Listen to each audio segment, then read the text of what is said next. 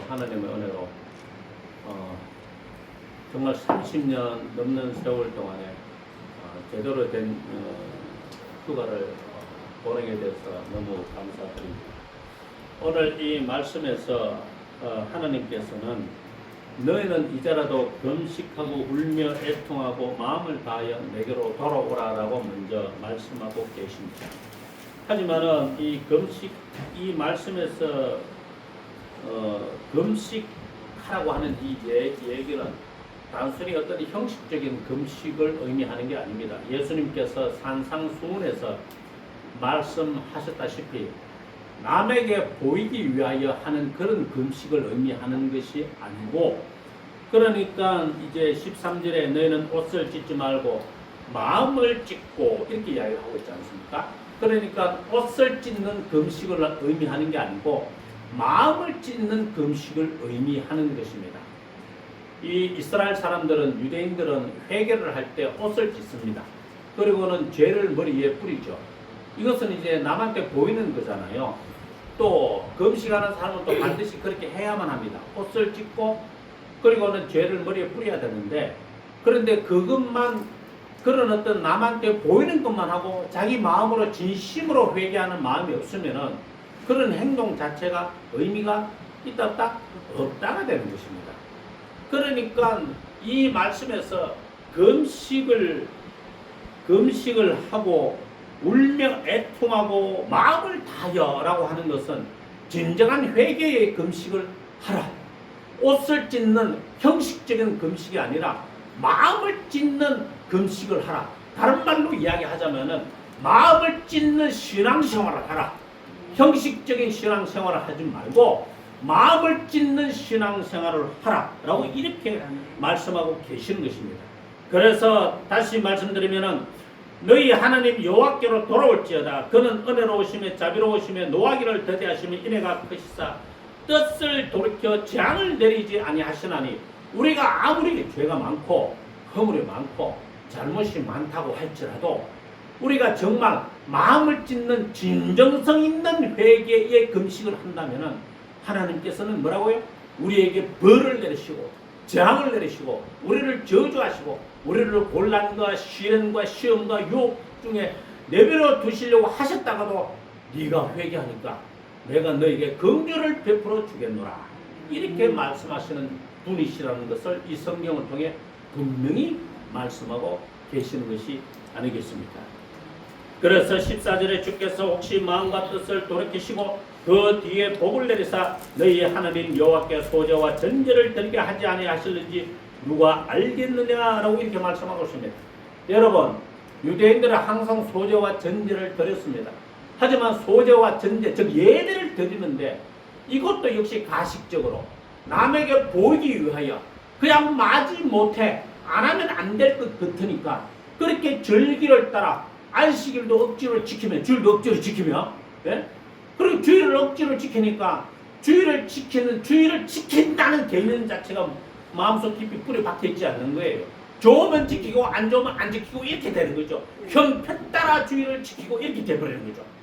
그러니까 이 유대인들이 소제와 전제를 드리고 하나님 앞에 제사를 드리지만은 그 제사가 어떻다? 하나님께서 받지 아니하시는 제사가 된 거죠. 그래서 이사야서에는 너희는 내게 제물을 가져오지 말고 제사도 드리지 말라. 너희는 내 마당을 더럽힐 뿐이니라. 이렇게 이야기를 하고 계시는 겁니다. 그래서 우리가 신앙생활할 때에도 진정성 있다라고 하는 것은 굉장히 중요한 얘기예요. 내가 예배 실컷 드리고 거기에 아무런 의미가 없을 수도 있어요. 하나님 앞에 아무런 인상도 남겨주지 않을 수가 있어요. 말하자면 하나님 앞에 발견되지 않는 예배생활, 발견되지 않는 기도생활, 발견되지 않는 신앙생활이 될 수 있다고요. 예? 그리고 왜 사람들 사이에서도 유란이 툭 튀어나온 사람 있잖아요. 유달리 다른 사람이 주목과 매력을 끄는 사람 있잖아요. 아, 저 사람 좋다. 이렇게 딱 꼴 보기 싫어서 눈이 띄는 사람 말고, 야, 저 사람 참 멋지네. 뭐 이런 이제 매력이 철철 넘치는 그런 사람. 그게 이제 눈에 띄는 사람. 예? 다른 사람 눈에 발견되는 사람인 거죠. 하나님도 역시 마찬가지입니다. 사도 바울은 말하기를 내가 하나님 앞에 이렇게 충성된 것은 하나님 앞에 발견되려 함이니라 라고 이렇게 말씀합니다. 그래서 우리가 하나님 앞에 발견되는 신앙생활, 하나님 앞에 발견되는 기도생활, 하나님 앞에 발견되는 예배생활, 하나님 앞에 발견되는 믿음의 삶을 살아야 되는 거죠. 그게 감정 따라 이랬다 저랬다 이랬다 하는 것은 소용이 없습니다. 그 괜한 일을 하는 거죠. 그래서 우리가 정말 마음을 찢고 하나님 앞에 발견되는 신앙생활을 하려면 어떻게 해야 되느냐? 어떻게 해야 되느냐? 나에게 믿음을 더하여 주옵소서. 내가 항상 하나님 앞에 진실되게 나가게 도와주옵소서. 그런 기도가 내 입에서 있고, 내 입에서 익은 게 귀에도 있고 마음에도 있고 이래가지고 항상 그것이 내 마음 안에서 내 입술에서 계속 리바이벌 돼야 되는 거예요. 계속 끊임없이 빙빙빙 돌아가지고 그렇게 돼야 되는 거죠. 제가 독일에서 저를 초청했던 목사님 교회를 갔습니다. 근데 그 교회가 이제 루터교 교회였는데 이미 이제 11시에 이제 독일 이제 목사님과 독일 교회 교인들이 예배를 드리고 그 다음에 12시에 이제 한국인 예배를 드리거든요. 그러니까 루터교 교회를 빌린 거죠. 교회는 작은 교회가 아니었는데 이 독일 교회도 교인들이 몇 명이 되지 않았어요. 뭐 아마 10대명쯤 되나 뭐 우리 수준 비슷한 거 듣기도 하고, 예? 뭐 점심도 없고 그냥 뭐 그렇게 이제 뭐 예배 마치자마자 헤어지고 이랬더라고요.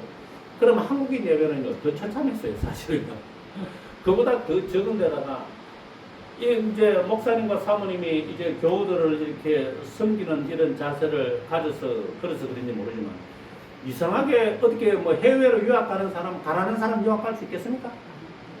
가난한 사람 유학할 수 있겠어요? 나름대로 뭐가 있어야 가죠. 그래도 이상하게 좀 거짓짓을 하더라고요. 헌금도 안 내고 한국인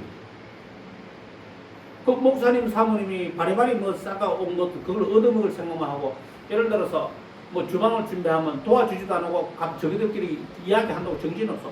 가만히 있어. 다 차려놓으면 그저 그거 가서 또 먹는 거야. 밥까지 떠줘야 그릇에서 앉았어야 또 뜯으면서 또 먹어. 그러면은 이렇게 신앙생활을 할 때 그렇게 신앙생활 하는 것이 과연 하나님 앞에 발견되는 신앙생활이라고 이야기할 수 있겠습니까? 독일 교회든 한국인 교회든 어떤 교회든 말이죠. 어떤 교회든지 간에 하나님 앞에 발견되는 신앙생활, 예배생활이라고 이야기할 수 있겠냐고요. 그렇지 않겠습니까? 그리고는 제가 있던 곳이 하이델베르크였는데 그냥 거기서 뭐 죽치고 있다가 여러 군데를 돌아다녔는데 마인츠 공호 분데스리가의 마인츠 공호팀이 있잖아요. 마인츠 중앙교회라는 한인교회를 또 이제 그 다음 주에 이제 한번 갔었어요. 거기에 이재성 우리나라 축구 국가대표 선수가 마인츠 중앙교회 출석하더라고요. 같이 사진도 찍었어요. 그 사진 찍기 되게 어렵잖아. 같이 사진도 찍었어. 우리 뭐 아무튼 뭐 같이 이렇게 사진도 찍었는데 거기는 교인들이 한 100명은 넘게 나오더라고요. 그래도 저는 거기에서 참 아쉬운 면이 있더라고요. 예배 전에도 3, 3, 5 모여가지고 떠들어. 예배 마치고 난 뒤에도 그 점심 안 줘. 그냥 수박만 몇 개씩 하나씩 먹고 이제 가던데 또 3, 3, 5 모여가 또 떠들어. 그러면 안 돼요, 여러분. 예? 예배 전에는 제가 오늘 예배 전에 뭐 저도 뭐 잠도 제대로 못 자고 시차가 뭐 7시간 차이가 나니까 뭐 그래서 뭐 어벙벙 해가지고 멍해가지고 바로 예배단에 올라왔지만은 어쨌든 예배 시간 전에는 항상 하나님 앞에 예배하는 마음을 가다듬어야 됩니다. 주방도 일찌감치 이제 30분 전에는 딱 정리하고 와서 이렇게 앉아서 기도하고 예배를 준비하는 자세를 갖추어야 그제서야 조금이라도 하나님께 발견되는 예배 생활이라고 할 수 있지 않겠습니까? 언제 기도하려고 그래요? 예? 독일 교회는 새벽 기도도 없는데, 예? 아예 없어요. 수요일 기도도 없어요. 금요일 기도도 없어요. 주일날 낮 예배 딱 한 번 모이는데 도대체 언제 기도하려고 그러는 거예요? 그러니까 교회 예배당들마다 뭐 이렇게 막 이 지붕이 얼마나 높은지 20m, 30m 되는 것 같아. 저 지붕이. 예? 교회이 없어 근데. 그러니까 기도가 사라지면서 예배가 약화가 되고 예배가 약화되면서 교인들이 교회를 가서 하나님의 뜨거운 은혜를 체험하지 못하니까 뭐하러 굳이 교회 가노? 예? 뭐라고 굳이 교회 갑니까?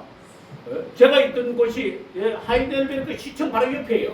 거기 몇백 년 전부터 이제 교회 도시로 만들어진 곳인데 그 시청 앞에 그 노천 광장에 거기에 식당들이 세를 내가지고 의자를 쫙 깔아놨는데 그 사람들 하루 종일 그 앞에 거기에 앉아가지고 뭐 마시고 떠들고 뭐 술 마신다는 게 아니고요. 뭐든지 하여튼 마시고 떠들고 뭐 하루 종일 놀아. 먼지도 잘 안 나니까. 자, 코블스톤이라는 자갈로 이렇게 다 깔아놔니까 바깥에서 식당 안에도 들어가도 안 해. 바깥에서 먹는 걸 너무 좋아하더라고. 그런데 문제는 교회는 안 가잖아. 교회는 안 가잖아. 교회는. 이게 어떻게 하나님께 복을 받는 삶이라고 이야기할 수 있겠습니까? 하나님 앞에 발견되지 못하는 사람도 혼자서 현실에 만족하고 그야말로 안빈낙도 하면 뭐합니까? 하나님 앞에 발견되지 못하니까 복을 누리지 못하는데요. 네? 여러분이 이런 것들을 생각해 봤을 때 우리가 과연 나는 하나님 앞에 발견되는 예배 생활이며 기도 생활이며 신앙 생활이며 믿음의 삶을 살고 있는가? 그건 우리 스스로 봐야죠. 뭐 제가 이야기한다고 될 일이 아니잖아요. 그렇지 않습니까? 우리 스스로 돌아봐야 되는 거예요. 우리 스스로. 내 믿음은 내가 지키고 내 영혼도 내가 지키는 거죠. 내가 하나님 앞에 기도하고 하나님께서 나를 도와주셔서 지킬 수 있는 거잖아요. 그런데 내가 하나님 앞에 도와달라고 이야기 안 하면 꽝이에요. 예?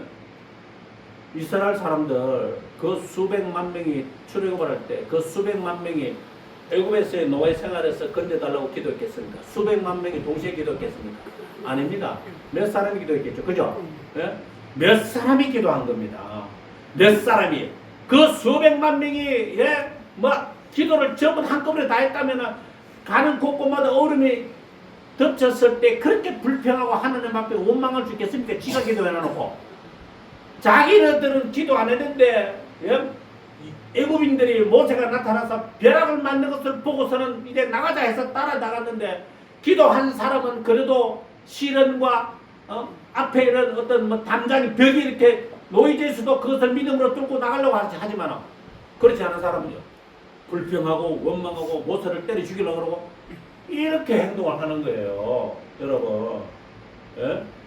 그래서 사실 우리가 정말 하나님 앞에 정말 진정성 있게 발견된 기도 생활을 한다면 다른 거 어쩌면 다른 것이 필요 없을 수도 있습니다. 그게 굉장히 중요한 거예요. 예수님께서 뭐라고 그랬어요?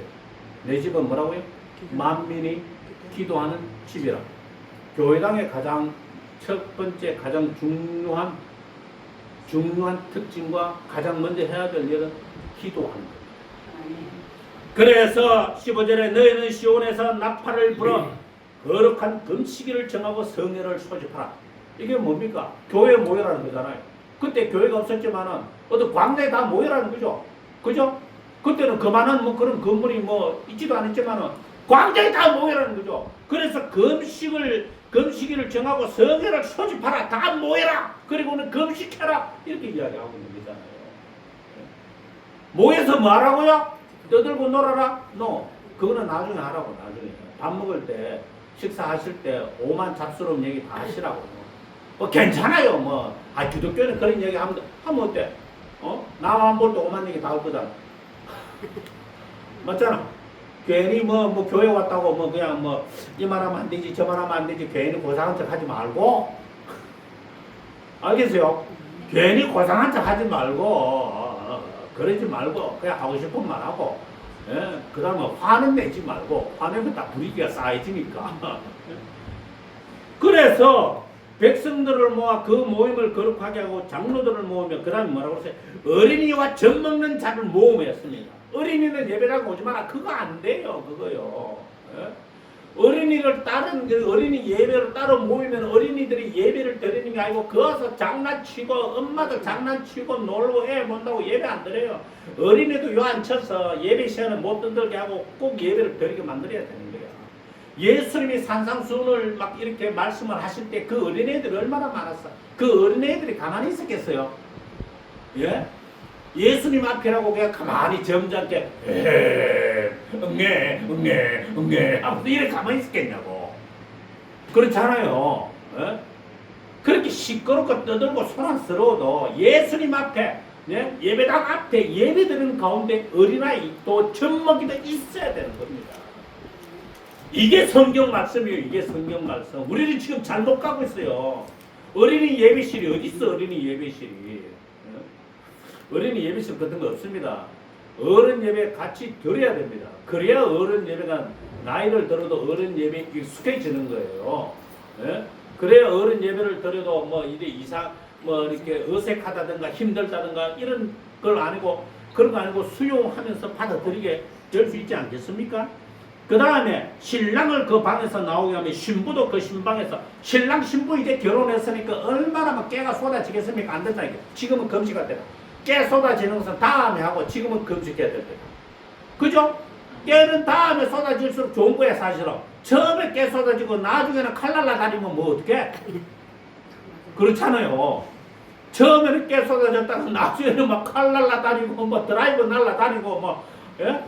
그러면 되겠습니까? 유럽병 깨가지고 문 열고 나오자마자 뭐 발 밟아 어떤 분의 집이 그랬다네요. 발 밟아가 전부 다 발에 유리를 다 베게 만들고 예? 또 어떤 사람은 어떤 여자분은 칼을 자기 머리 위에 놓고 잔다네. 남편이 오기만 하면 그냥 찔러 죽이려고.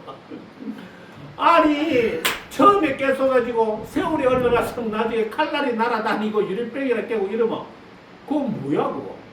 그러니까 금식할 때는 금식하고 예? 깨는 천천히 쏟아질수록 좋은 겁니다. 그렇지 않아요 여러분? 나이가 들수록 깨가 쏟아지는 게 좋은 거예요. 예. 젊었을 때는 혈기로 좀 싸우고 안 그러세요? 저는 그렇다고 생각해요. 자, 그런데 어쨌든 그래서 백성들을 모아서 금식일을 정하고 성회를 소집하는데 제외되는 대상이 있다 없습니다. 모든 사람들이 다 모이라. 모든 사람이 다 모이라. 그래서 이제 17절에 여호와를 섬기는 제사장들은 낭실과 제단 사이에서 울며 이르기를. 그러니까 제사장들이 먼저 울며 이르기를 해야 되는 거예요. 그러니까 교회 목사들이요. 교회 목사들. 중직자들, 예, 교회 목사들, 장로들, 예, 안수집사, 권사님들이 먼저 울며 이르기를 해야 되는 겁니다. 예? 이렇게 중한 직분을 맡은 게 무슨 이유가 있겠어요? 기도하라고 중한 직분을 맡은 거잖아요. 내 가족을 위해서 직분을 맡은 겁니까? 아닙니다. 내 가족을 위해서는 직분 안 맡아도 얼마든지 자기 가족을 위해서 기도하는 거잖아요. 그죠? 아니 여러분들이 자녀를 사랑한다면 직분에 상관없이 기도해야 되는 거잖아요. 자식이 밉다고 기도 안 할 거예요? 돈 드는 것도 아니잖아. 돈 달라면 돈이 없으면 못 주지만 기도해 주면 할 수 있잖아. 암만 미워도 주님 내 자녀들을 사랑하여 주사 저들을 주님의 품 안으로 인도하여 주시고 복을 주옵소서. 이 기도를 할 수 있잖아. 한마디는. 그거는 부모로서 가족으로서 당연한 거잖아요. 하나님 우리 아버지 우리 어머니 아프지 않게 하시고 도와주옵소서. 이 기도를 할 수 있는 거잖아요. 이 기도는. 그렇지 않습니까? 맞죠? 예? 그런데 중직을 맡았다는 얘기는요. 자기 가족을 위해서만 기도하는 게 아니고 교회를 위해서 기도하라. 라는 거예요. 교우들을 위해서 기도하라. 목사님은 교우들을 위해서 교회를 위해서 예? 다른 중직자들은 목사님과 교우들과 교회를 위해서 기도하라는 게 더해지는 겁니다. 아시겠습니까? 자기만을 위해서 기도하라고 예? 그러라고 직분 준 게 아니에요. 그거 잘못 생각하신 거예요. 기도를 안 하면 벌 내려와도 저 모릅니다. 기도하라는 직분입니다. 그거요. 아시겠어요? 기도하라는 직분이에요. 교회와 교우들과 목회자를 위해서 또 저한테는 교우들과 교회를 위해서 기도하라는 그런 직분을 우리에게 주신 것이죠. 그래서 하나님께서 우리가 이렇게 진정성 있게 회개 금식을 하고 옷을 찢지 않고 형식적인 그런 신앙생활을 하는 게 아니고 정말 하나님 앞에 발견되는 기도생활, 예배생활, 믿음의 삶 이런 것을 하게 되면 하나님께서 뜻을 돌이켜서 우리에게 재앙과 저주를 내리지 아니하시고 복을 주십니다. 아멘. 그 복을 주시는데 18절 그때 여호와께서 자기의 땅을 극진히 사랑하시어 그의 백성을 불쌍히 여기실 것이라. 여호와께서 그들에게 응답하여 이르시기를 내가 너에게 곡식과 새 포도주와 기름을 주리니. 이거 뭡니까? 너희가 이로 말미암아 흡족하리라 이렇게 이야기하고 있잖아요. 그죠? 이게 곡식과 새 포도주와 기름이 뭡니까? 예? 뭐 뭘 해먹으려면 기름이 있어야 되죠. 뭐 올리브유든 무화과나무 유든 뭐 무슨 항유든 뭐가 있어야 되죠. 그죠? 참기름이든 들기름이든 뭐가 있어야 될 거 아니에요. 예? 그러니까 기름이 굉장히 중요한 역할을 차지하고 있었죠. 그 다음에 뭐 곡식이 있어야 될 거 아니에요. 뭐 양고기든 소고기든 또 아니면 그야말로 벼든 뭐 채소든 뭐가 또 있어야 될 거 아닙니까? 그게 잘 돼야 될 거 아닙니까? 그렇지 않습니까? 그 다음에 새 포도주는요. 이스라엘 땅도 마실 물이 시원찮으니까, 예? 항상 이제 포도주가 준비되어 있어야 되죠. 그게 마실 물을 대신했으니까. 예? 그러니까 이런 것들이 풍족히 있어야 마음이 든든하잖아요. 집에 양식이 없다. 양식 살 돈도 없다. 누구한테 꾸러 다닐 수도 없다. 이래서 세상을 스스로 떠난 사람들을 제가 살면서 여러 봤거든요. 정말로요. 이 경제적인 곤란을 겪으면은 아무리 믿음이 뭐 불러불러 해도 믿음이 바로 서지 못합니다. 아니 내가 지금 당장 굶어 죽게 생겼는데 무슨 생각부터 하겠어요? 배가 고프면 밥 생각부터 할 거 아닙니까? 믿음 생각이 납니까? 그래서 하나님께서 복을 주실 때 믿음의 복이 아니고 이 경제적인 평안함을 먼저 주시는 거예요. 네 마음이 평안해야 기도도 좀 집중할 수 있고 하든 말든 뭐 지자유이긴 하지만은 기도도 집중할 수 있고 예배도 평안한 가운데 예배 드리고 뭐 이렇게 되죠. 예? 뭐 전부 다 싸그리 다 거지들만 모이가 예배 드리면은 어떻게 되겠어요? 그래 도대체 그렇잖아요. 개 중에 가난한 사람도 있고 개 중에 넉넉한 사람도 있고 전반적으로 다 괜찮아야 예? 예배 드리는 것도 평안해지는 겁니다. 안 그렇습니까? 그러니까 우리가 이런 생각을 하나님께서 우리에게 복을 주시는 증거가 뭐냐? 경제 활성화입니다. 경제적으로 여유가 있고 넉넉한 겁니다. 제가 프랑스 파리를 갔거든요. 독일 사람들은 평균 인건비가 한 700만 좀 넘습니다. 프랑스 파리는요. 600만 원 조금 안 됩니다. 독일보다도 100만 원이 훨씬 더 적습니다. 우리나라는요. 프랑스보다 조금 낮습니다. 조금 낮다고 해요. 영국은 우리보다 더 낮고 이탈리아도 더 낮고 스페인도 더 낮고 그야 막 이탈리아, 스페인, 영국, 우리나라가 비슷합니다. 네덜란드도 마찬가지고요. 물론 노르웨이나 스웨덴도 좀 비슷한 것 같은데 룩셈부르크나 이제 아일랜드로 가면 훨씬 더 달라지죠. 네? 스코틀랜드로 가면 이렇게 많이 달라지는데 미국은 뭐 너무 다르고 인건비 자체는 미국이 뭐 완전 하이야. 그냥 너무 다른데 독일에 있을 때는 하이델베르크에 있을 때는 사람들 얼굴에 여유가 있어. 늘 웃으면서 떠들고 노느라고 교회는 안 나가도 떠들고 노느라고 정신없어. 파리로 가니까 사람들이 전부 얼굴이 막 우중충해 우울한 표정들이고 그리고 막 긴장을 해. 긴장. 네? 전부 다 막 가방을 뭐 이렇게 메고 다녀. 전부 다. 또 도둑놈도 소매치기들이 많아가지고 전부 다 이렇게 하고 다녀. 이래가 어떻게 살아요? 네? 아니 이래가지고 어떻게 사냐고. 같이 갔던 동료가 소매치기 당했습니다. 버스가 복잡한데 소매치기 당해버렸어요. 저는 앞주머니 넣는 게 제일 안전하다 해서 여권이고 뭐 지갑이고 항상 앞주머니에 넣어요. 그리고 손을 뚝 수저 넣으면 이거 못 가져가잖아. 근데 어쨌든 이 파리 사람들이 얼굴에 여유가 없어. 예? 정말 우중충해. 물가는 비싸지. 벌어들이는 돈은 적지 하니까 거지들 불안자들도 물론 뭐 독일도 있는데 프랑스는 훨씬 더 많고 그러고 보면은 화장실을 가는데도 1유로 2유로를 꼭 받아. 동전을 항상 가지고 있어야 돼. 동전을 급하면은 큰일 나 이게. 그 돈 아끼려고 고속도로 휴게소 저쪽 근처에는 전부 다 똥 오줌을 저 밖에다 싸는 거야. 똥밭 오줌밭이야. 그야말로. 그래 한번 생각을 해보세요. 우리나라가 뭐 빈부격차가 크고 우리나라가 선진국에 비해서 못 산다? 그런 거짓말은 이제 그만 좀 했으면 좋겠어요. 우리나라가 굉장히 큰 소득 국가는 아니지만은 그래도 지금까지는 여유가 있습니다. 식당에 가서 우리가 화장실 가는 거 돈 내고 들어갑니까? 아니잖아요. 물 달라는데 6유로를 줘야 됩니다. 10,000원을 줘야 물을 줘요. 10,000원을 줘야 물 한 병을 준다고. 참 미치고 환장을 얻었네요. 그죠? 우리는 물을 마음대로 먹고 반찬도 마음대로 집필하는데 그런 게 없어요. 그런 게요.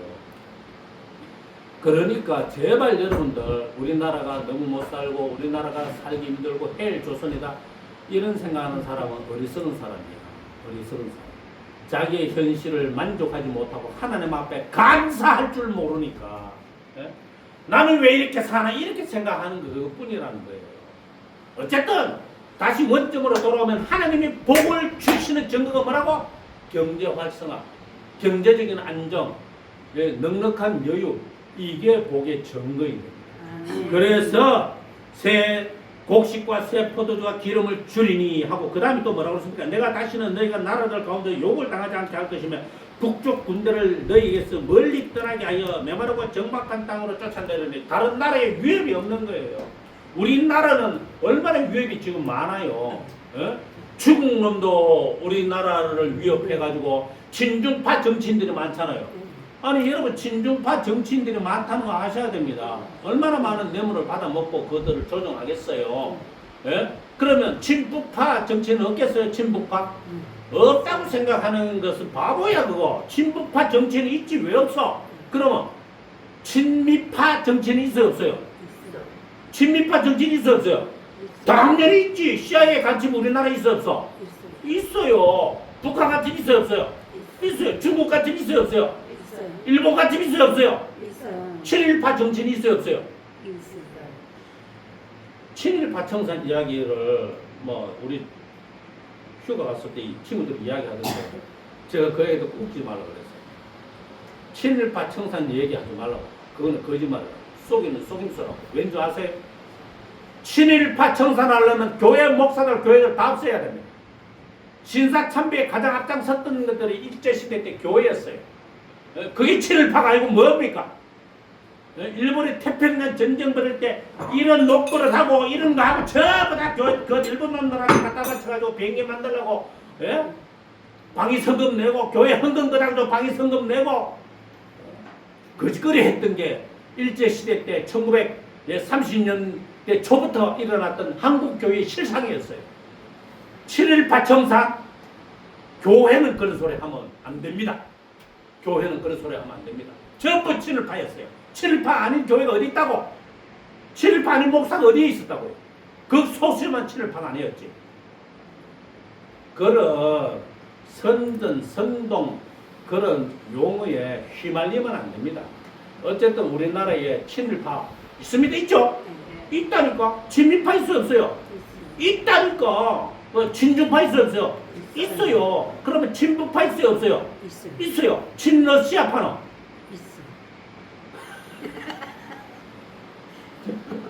저는 러시아 좋아합니다. 기독교 전통을 그대로 살리고 있는 그런 러시아이기 때문에 이제 몇 주 안으로 이제 러시아에서 최광순 선교사님이 귀국하셨다길래 한번 만나뵈러 이제 서울을 가야 되는데 어쨌든 이 사역지를 이제 캄보디아에서 그쪽으로 바꾸려고. 캄보디아는 돈도 많이 들고 아무튼 그랬어요. 그래서 어쨌든 우리나라가 이런저런 마음으로 가진 사람이 많습니다. 미국도 마찬가지예요. 친한파가 있겠어요 없어요? 있어요. 친일파 있겠어요 없어요? 있어요. 친유대파 있어요 없어요? 반유대파 있어요 없어요? 다 있어요. 어느 나라든 다 마찬가지입니다. 아시겠어요? 북한에도 친남파가 있겠어요? 친남한파가 있겠어요 없겠어요? 있으니까 내려오잖아. 탈북해가지고. 그죠? 남한이 좋아 그래도 이런 거잖아요. 당연히 친중국파도 있을 거고요. 없다고 생각하시면 안 됩니다. 다 있습니다. 다 있는데 문제는 우리나라가 하나님 앞에 복을 받으면 세상의 어떤 나라도 우리나라를 위협할 수 있다? 없습니다. 우리나라를 위협할 수 없습니다. 우리나라에 들어가서 온갖 지랄을 다 하죠. 온갖 짓거리를 다 하죠. 선거 조작도 하고 왜 안 하겠어요? 중국 놈들이 미국 가서도 선거 조작하고 동유럽 이런 데 가서도 선거 조작하는데 우리나라는 안 할 거라고 생각하세요? 합니다. 자기 나라에 유익이 되는 정치인들을, 국회의원들을 세우기 위해서 온갖 짓을 다 합니다. 다 해요. 우리나라 기술들을 대기업의 어떤 그런 기술직이 있던 사람들이 중국에다가 팔아먹은 기술이 얼마나 많은데요. 얼마나 많은데요. 그런 소리를 합니까? 절대 그렇지 않을 것이라고. 우리부터 애국심이 없는데 뭐 다른 사람은 애국심이 있을 거라고 생각하세요? 정치인들이 애국심이 있을 거라고 생각하시냐고. 어려운 반푼일지도 없는 소리입니다. 그럼에도 불구하고 뭐라고요? 외세가 우리나라를 위협할 수 있다 없다? 없다. 하나님이 복을 주십니다. 그렇게 됩니다. 그 다음에 또 보세요. 덜짐승들아 두려워하지 말지어다. 들의 풀이 싹이 나며 나무가 열매를 맞으며 뭐가 나무와 포도나무가 힘을 내는 도다. 이렇게 이야기했잖아요. 그래서 이런 비와 늦은 비와 이제 이런 비를 너에게 적당히 주시리니 이런 비와 늦은 비가 예전과 같다. 그렇잖아. 이런 비는 농사를 짓는데 모내기 하는데 물이 있어야 되잖아요. 그죠? 여러분 우리나라 4대 강이 어딘 줄 아세요? 4대 강이 모든 강이 아니에요. 4대 강은 한강, 낙동강, 영산강, 또 하나가 뭐야? 섬진강 아니에요. 예? 또 하나가 있어요. 그 4대 강만 치수사 보를 건설했던 겁니다. 뭐 때문에? 가뭄 때문에. 예? 가뭄 때문에 이게 녹조가 깼다 하더라도 밭에 땅 속으로 물이 섬에 들어가야 되니까. 그죠? 그래야 곡식이 자랄 거 아닙니까? 농업 용수를 마련하기 위해서 4대강 사업을 했던 거예요. 그러면 그전에는요, 김대중 정권 때 24조를 썼습니다. 예, 가뭄과 홍수 때문에 24조를 썼어요. 노무현 정권 때 50조 넘게 썼습니다. 그런데도 막지 못했습니다. 통계 찾아보면 나와요. 돈 얼마 썼는지. 그냥 구글 쳐보세요. 그래서 이명박 정권 때 4대강 사업을 한 거예요. 이명박 대통령이 잘한 거는 그거밖에 없어요. 나머지는 다 잘못했어요. 이명박은 우리나라 정치가 망가지게 만든 원흉이에요. 근데 4대강 사업만큼은 가뭄에 시달리지 않아도 될 만큼 잘한 거라고 저는 생각을 해요. 이거를 이해를 못하고 정치적인 편견으로 해석을 하다 보니까 자꾸 이제 잘못된 이야기가 나오는데 그렇지 않아요. 저는 뭐 그렇게. 그래서 이런 비는 농사를 짓는데 가장 중요한 거예요. 모내기를 해야 되니까. 그 다음에 늦은 비는요. 곡식이 이제 자라려면 늦은 비가 와야 되거든. 예? 비가 안 오면 어떻게 됩니까? 비가 안 오면 햇빛에 다 죽잖아요. 곡식들이, 채소들이. 지금 꽃들이 보니까 뭐 우리 없다고 3주 만에 싹 다 말라가지고 막 완전 막 비처럼 막 다 빠져가지고 죽어버렸대 다. 예? 아니 몇 개는 죽더라고 보니까. 아니 뭐 5개는 저 뒤에 있는 거 다 죽었더라고 보니까. 그렇게 되는 거예요. 그러니까 이런 비와 늦은 비는 농사를 짓는데 동물들을, 가축들을 기르는데 굉장히 중요한 거예요. 그 때를 따라 돕는 은혜를 내려주신다. 그래서 24절에 마당에는 미래 가득하고 동에는 세포들과 기름이 넘치는다. 그러니까 이게 뭡니까? 역시 경제 활성화죠. 경제 안정이죠. 그죠? 그리고는 26절에 풍족히 먹고 이렇게 이야기했잖아요. 그죠? 경제 활성화, 경제 안정, 넉넉한 여유 이것을 계속적으로 이야기하고 있습니다. 복의 정거 이걸 이야기하고 있는 거죠. 그리고는 28절에 내 영을 만민에게 부어주리니 이렇게 이야기했습니다. 그래서 결론입니다. 마음을 찢는 사람은 하나님 앞에 발견되는 신앙생활을 하고 32절의 마지막으로 여호와의 이름을 불러 뭐라고요? 구원을 받는 사람. 아멘. 마음을 찢는 진정한 하나님께 발견된 신앙에는요 여호와께 돌아와 구원을 받는 사람으로 종결이 됩니다.